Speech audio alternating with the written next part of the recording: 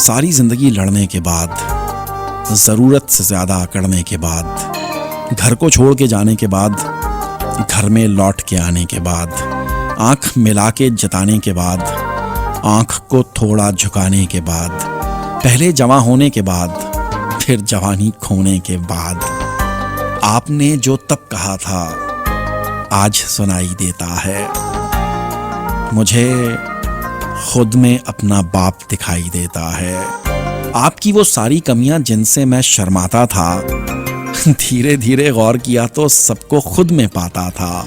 मेरी कितनी उम्मीदें थीं आपसे जो ना हो पाई, कसम मुझे अपने बच्चों की मुझसे भी ना हो पाई। काश ये सब जब आप यहीं थे आपसे सीधा कह पाता, काश लगाकर गले निभाता बाप और बेटे का नाता। सच कहते हैं लोग भी, देखो वक्त सिखा ही देता है। आपने जो तब कहा था आज सुनाई देता है।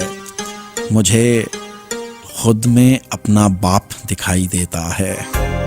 मुझे खुद में अपना बाप दिखाई देता है।